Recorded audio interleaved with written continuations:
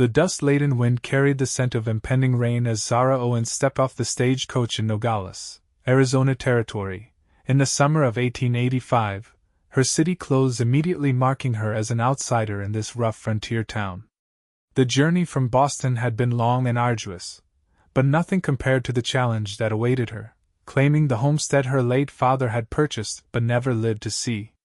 "Madam, you might want to reconsider staying here," the stagecoach driver said as he handed down her trunk.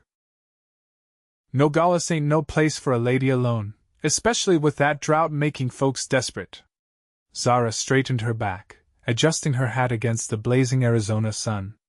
"I appreciate your concern, sir, but I have business to attend to." The driver shrugged. "Suit yourself? Town's that way, the land office is on the main street." Nogales looked nothing like the thriving border community her father had described in his letters. The drought had taken its toll, leaving the once promising settlement dusty and defeated. Storefronts stood empty, and the few people on the street moved with the slow resignation of those fighting a losing battle against nature itself. The land office was a small adobe building with a weathered sign. Inside, a balding man with spectacles perched on his nose looked up from his ledger, surprise evident on his face at the sight of a well-dressed woman entering his establishment. "Can I help you, miss?" he asked, removing his spectacles. "I'm Zara Owens. My father, Jonathan Owens, purchased a homestead 10 miles north of here. I've come to claim it." The man's expression changed from surprise to concern. "Miss Owens, I'm Harold Finch. I knew your father through correspondence. I was mighty sorry to hear of his passing." He shuffled through some papers. "I have the deed right here, but I should warn you that land is struggling. The drought has hit everyone hard, especially out there." Zara took the yellowed paper from his hands. "Nevertheless, it's mine now." "You'll need help," Finch said. "No one's working that land. The previous tenant left when the creek dried up." "Then I'll hire someone." Finch laughed without humor. "Good luck with that. Most able-bodied men have moved on or are working the silver mines. But," he paused, considering, "there's one fella who might help. Name's Kieran Evans. Best ranch hand in the county, they say. Works over at the McAllister place now. Where can I find this Mr. Evans?" "McAllister's is about 3 miles east of town." "But miss," Finch leaned forward, lowering his voice, "you ought to know that Evans has a reputation. Good with the land, not so much with people. Been here 5 years and keeps to himself. Some say he's running from something back east." Zara folded the deed carefully and tucked it into her purse. "I'm not looking for a friend, Mr. Finch. I need someone who knows the land." She arranged for a wagon and supplies, ignoring the stares and whispers that followed her through town. By mid-afternoon, she was headed toward the McAllister ranch, determination fueling her despite the exhaustion of her journey. The McAllister ranch was a sprawling property with cattle grazing on what little grass remained in the parched landscape. A weathered sign reading, "McAllister Cattle Company," hung above the entrance to the main house. As Zara pulled the wagon to a stop, an older man emerged from the barn, wiping his hands on a rag. "Can I help you, miss?" he called out. "I'm looking for Kieran Evans," Zara replied, climbing down from the wagon. The man squinted at her. "What business you got with Evans?" "I need to hire someone who knows how to work land in these conditions." "You the Owens girl? Word travels fast in these parts. Heard someone was claiming that old place north of town." He gestured toward a distant figure working with horses in a corral. "That's Evans over there. Don't expect much conversation." Zara thanked him and made her way to the corral. As she approached, she could see a tall man with broad shoulders working with a spirited chestnut horse. His movements were calm and assured, his focus entirely on the animal. "Mr. Evans?" she called. The man turned, and Zara was struck by the intensity of his gaze. His eyes were a startling blue against his sun-darkened skin, and a scar ran along his jawline, partially hidden by several days' worth of beard. He couldn't have been more than 30, but there was a weariness about him that suggested he'd lived several lifetimes. What do you want? His voice was deep and rough from disuse. My name is Zara Owens. I've just arrived from Boston to claim my father's homestead north of town. I'm told you're the person to help me get it running again. Kieran Evans studied her for a long moment, his expression unreadable. That land's dead. Creek's dry. Nothing's growing there. Mr. Finch at the land office seems to think otherwise with the right help. Finch doesn't know the first thing about working land, Evans replied, turning his attention back to the horse. Go back east, Miss Owens. This country will eat you alive. Zara felt her temper rising. I didn't travel 2,000 miles to be turned away by the first pessimistic cowboy I meet. I'm willing to pay well. Not interested. Mr. McAllister mentioned you're leaving his employ at the end of the week. Do you have another position lined up? Evans shot her a sharp look. Been talking about me, has he? I simply asked who might help me. Like I said, I'm not interested. He led the horse back toward the stable, clearly considering the conversation over. Zara followed, undeterred. Mr. Evans, I don't expect miracles. I need someone who understands this land to help me through the harvest season. After that, if nothing comes of it, I'll reassess my options. Evans stopped walking and turned to face her. There won't be a harvest, Miss Owens. That's what I'm telling you. That land hasn't produced in 2 years. Then help me for a month. If it's as hopeless as you say, I'll pay you for your time and trouble, and you can have the satisfaction of saying I told you so. A flicker of something amusement perhaps crossed his face. You're stubborn. I prefer determined. After a long moment, he nodded. 1 month. I'll help you get settled, show you what you're up against. Then you'll leave after the harvest or lack thereof and head back east where you belong. Zara extended her hand. I accept your terms, Mr. Evans, though I should warn you, I have no intention of giving up so easily. When I commit to something, I see it through. He looked at her outstretched hand but didn't take it. I'll be out there tomorrow morning. Be ready to work, not just direct others to work for you. I assure you, Mr. Evans, I'm no stranger to hard work. We'll see. He turned and walked away, leaving Zara standing alone by the corral. The next morning, Zara was up before dawn, arranging her few belongings in the small homestead cabin. The place was simple but solid, 2 rooms with a stone fireplace, a table with chairs, and a bed frame that needed a mattress. Outside there was a barn in need of repair, a chicken coop, and fields that had clearly once been cultivated but now lay barren. She was sweeping the cabin floor when she heard a horse approaching. Through the window, she saw Kieran Evans dismounting, leading not only his own horse but another pulling a wagon filled with tools and supplies. Zara stepped outside to greet him. Good morning, Mr. Evans. He nodded in acknowledgement. I brought some things you'll need. Seeds, tools, some basic supplies. Figure we should start by fixing that windmill and seeing if we can access the underground water. Creek's dry, but there might be water below. Thank you. What do you need me to do? He looked surprised at her question, as if he had expected her to leave the work to him. You can help me unload, for starters. Then we'll assess the pump mechanism. They worked through the morning in relative silence. Kieran focused on the windmill, while Zara organized the supplies and cleared debris from the barn.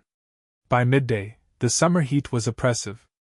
We should break until later afternoon, Kieran said, wiping sweat from his brow. Nothing gets done in this heat. I've prepared some lunch, Zara offered. It's simple, but you're welcome to share it. He hesitated, then nodded. Inside the cabin, Zara served bread, cheese, and dried fruit she'd brought from town. How long have you been in Arizona Territory? She asked as they ate. 5 years. And before that? His eyes met hers briefly. Back east. Like you? Why did you come west? Why does anyone? Fresh start. Is that what you found here? He took a drink of water. What I found doesn't matter. What matters is whether this land can produce again. And I'm not convinced it can. My father believed in this place, Zara said quietly. He spent his life savings on it. With respect, Miss Owens, your father bought it from a distance. He didn't see what was happening here. The drought's been worse each year. Then we'll have to be innovative.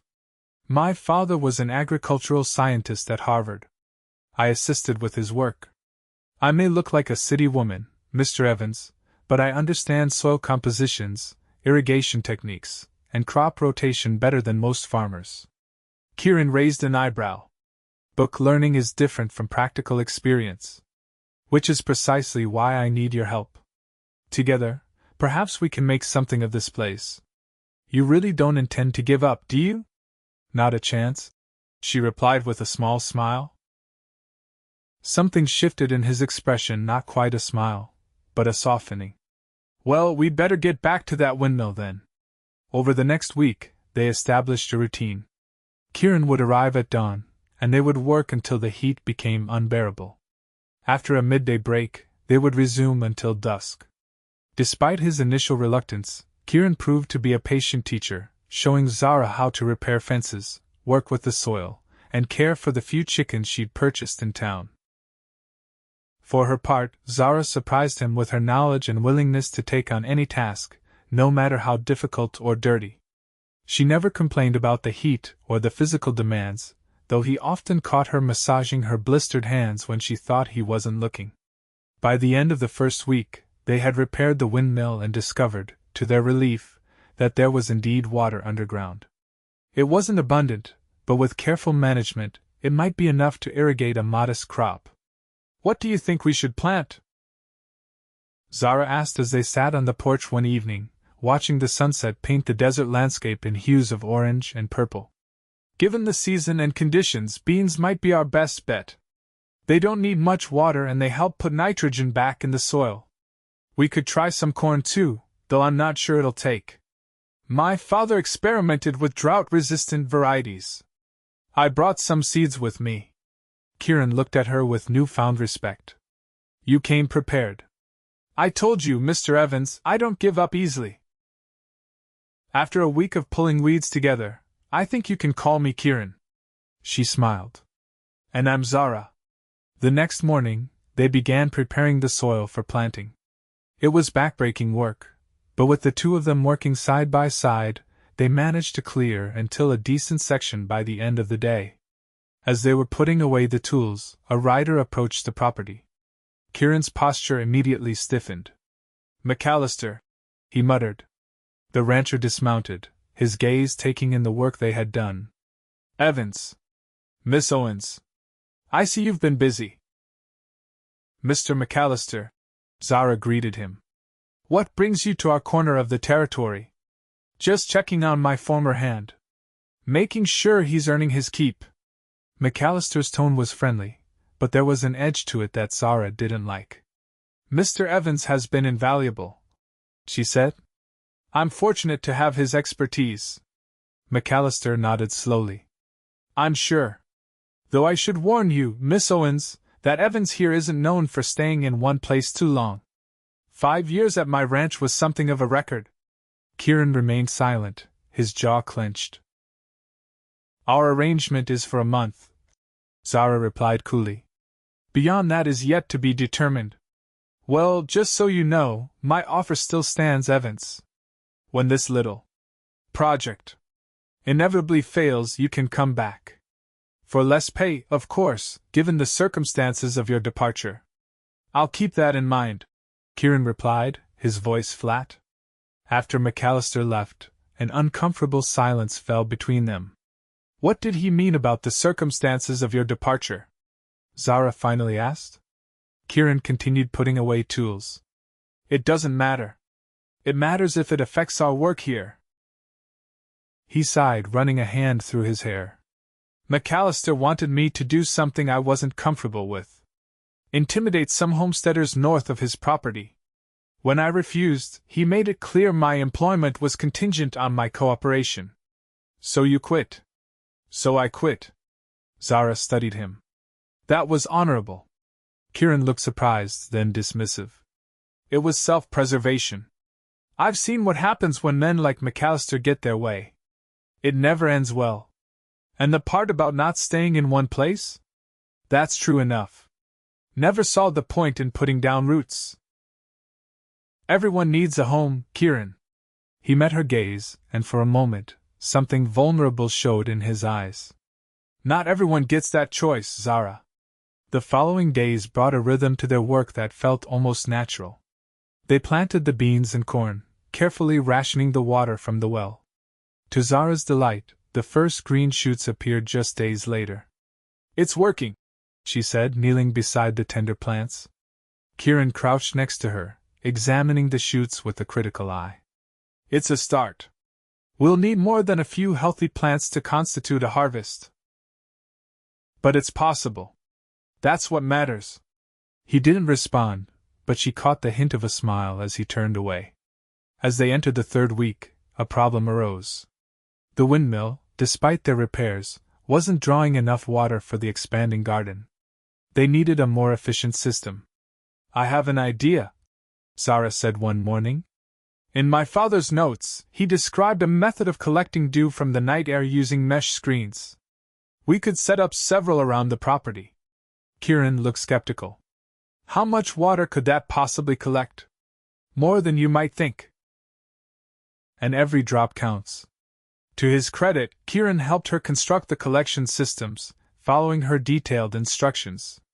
To both their surprise, the first morning yielded several gallons of water from the night's condensation. I'll be damned, Kieran muttered, looking at the collected water. That actually worked. Zara couldn't hide her triumphant smile. Science and practical experience, working together. See what we can accomplish. Their success with the dew collectors seemed to mark a turning point. Kieran began arriving earlier and staying later, invested in the homestead's progress despite his initial pessimism. Sometimes, in the evening, they would sit on the porch and talk about the land, about her life in Boston, occasionally about his past, though he remained guarded about the details. Zara learned that he had grown up in Pennsylvania, the son of a coal miner who died in a mine collapse when Kieran was 15. He had worked his way west, taking jobs on ranches and farms, learning about the land and animals. He never mentioned family or friends, and she sensed that loneliness had been his constant companion. For her part, Zara shared stories of her father's research, her mother's death when she was a child, and her determination to honor her father's dream of building something in this new territory. She didn't mention the gossip and limited prospects that had made Boston increasingly unbearable for a woman of 24 with scientific interests, and no desire to marry for convenience. One evening, as they sat watching a particularly spectacular sunset, Kieran asked, "What will you do if we actually get a harvest?" "When we get a harvest," Zara corrected. "I'll expand the fields, maybe get some livestock. Build something sustainable." "Alone?" She turned to look at him. "I don't know. That depends on many things. Including whether anyone would want to stay in this godforsaken place with you." "Is it so godforsaken?" she asked softly. "I find it quite beautiful." Kieran's gaze swept across the landscape, the mountains in the distance turning purple in the fading light. "It has its moments." Their eyes met, and for a heartbeat, something electric passed between them. Then Kieran stood abruptly. "It's getting late. I should head back." "You could stay," Zara said, the words out before she could consider their implications. "There's the extra room in the barn. It would save you the ride back and forth." Kieran hesitated, clearly torn. "That wouldn't be proper. Since when are you concerned with propriety?" She challenged, a smile playing at her lips. "Since I started working for a lady from Boston," he replied, but there was warmth in his voice. "Think about it. The offer stands." The next day, he arrived with his few possessions and moved into the small room attached to the barn. Having him on the property full-time accelerated their progress. The garden expanded, and they began planning for additional crops that could be planted in succession. As they worked side by side, Zara became increasingly aware of Kieran, the strength in his hands, the rare smile that transformed his face, the quiet competence with which he approached every task. She found herself looking for reasons to be near him, to continue their conversations long after the work was done. For his part, Kieran seemed both drawn to her and determined to maintain some distance. He was unfailingly respectful, sometimes to the point of formality, but she occasionally caught him watching her with an expression that suggested his thoughts were anything but formal. The end of the month approached, and with it came the unspoken question of what would happen next.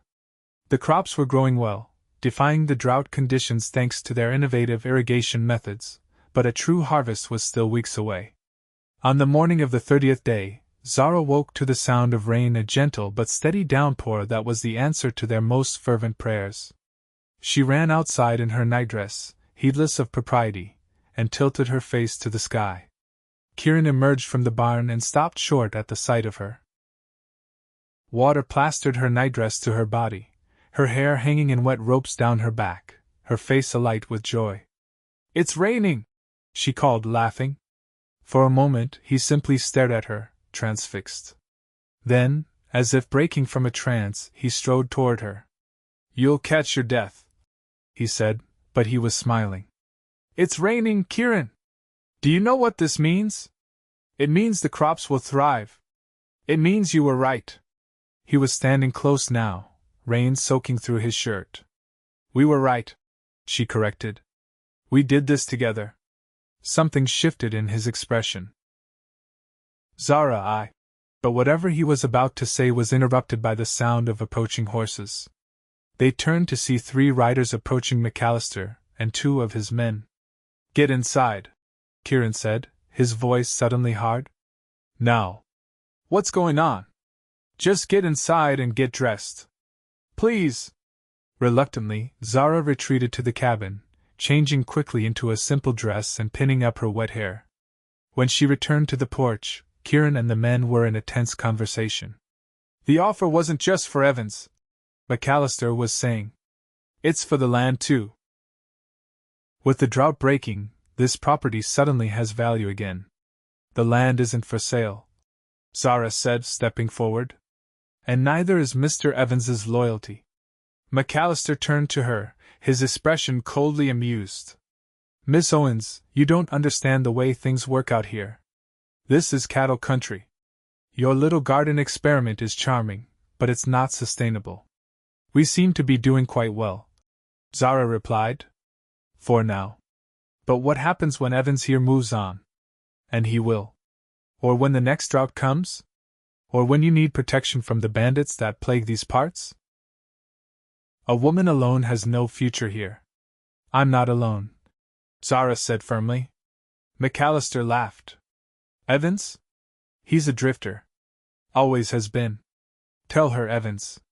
Tell her how you've never stayed anywhere longer than a few years. Tell her how you left your last position in Kansas under questionable circumstances." Kieran's face had gone hard as stone. "That's enough, McAllister." "Is it true?" Zara asked quietly. "Not the way he's implying," Kieran replied. "I've moved around, yes. But I've never done anything dishonorable." "He shot a man in Kansas," McAllister said. "Did he mention that?" Zara looked at Kieran, who met her gaze steadily. "A rancher was beating one of his workers, a Mexican boy no more than 16. I intervened. Things escalated. I wounded him in self-defense. And then ran," McAllister added. "And then left," Kieran corrected. "Because justice for men like him doesn't exist for people like me." McAllister shook his head. "The point remains, Miss Owens. You're betting your future on a man with no roots and a questionable past. I'm offering you a fair price for this land, more than it's worth, even with the rain. You could return to Boston, live comfortably." "The answer is no," Zara said firmly. "This is my home now. You'll regret this decision," McAllister warned. "Both of you." He turned his horse and rode away, his men following. When they were alone again, Zara turned to Kieran. "Were you planning to tell me about Kansas?" "Eventually. When it mattered." "When it mattered?" "We've been working side by side for a month. We've built something here together. When exactly would it have mattered?" Kieran ran a hand through his wet hair. "I didn't want you to see me differently. Because you defended a boy from abuse? That would only make me think more highly of you. Because I've spent my life running. Because I've never had a place that felt like home. Because men like McAllister look at men like me and see someone disposable. Zara stepped closer to him, her expression softening. You're not disposable to me, Kieran. Rain continued to fall around them, a gentle curtain that seemed to separate them from the rest of the world. Our month is up, Kieran said quietly. According to our agreement, you should be preparing to leave after the harvest. I told you from the beginning not a chance. And me? What about me, Zara? She met his gaze directly. That depends on you. Do you want to stay? I've never wanted to stay anywhere before, he admitted. Not until now. Not until you. The vulnerability in his voice made her heart ache. She reached up, touching his face gently. Then stay. Not as my employee. As my partner. Partner in the homestead, you mean? In everything, Kieran? If you want. For a moment, he was perfectly still, searching her face as if looking for any sign of doubt. Finding none, he slowly leaned down and kissed her, his lips warm despite the cool rain. When they finally pulled apart, Zara saw something in his eyes she'd never seen before. Hope. I want, he said simply. The rain continued for 3 days, transforming the parched landscape. Their crops flourished, and as the weeks passed, it became clear that they would indeed have a harvest, a modest one, but a harvest nonetheless. McAllister made no further attempts to buy the land, though they occasionally saw his men riding near the boundary of the property. Kieran remained vigilant, but as their success became evident, other homesteaders in the area began to take notice. Several came to see their irrigation systems and dew collectors, eager to implement similar techniques on their own struggling farms. Zara discovered that she had a talent for teaching others about her father's agricultural methods, while Kieran's practical knowledge complemented her scientific approach perfectly. They began hosting informal gatherings where neighboring farmers could learn about drought-resistant farming.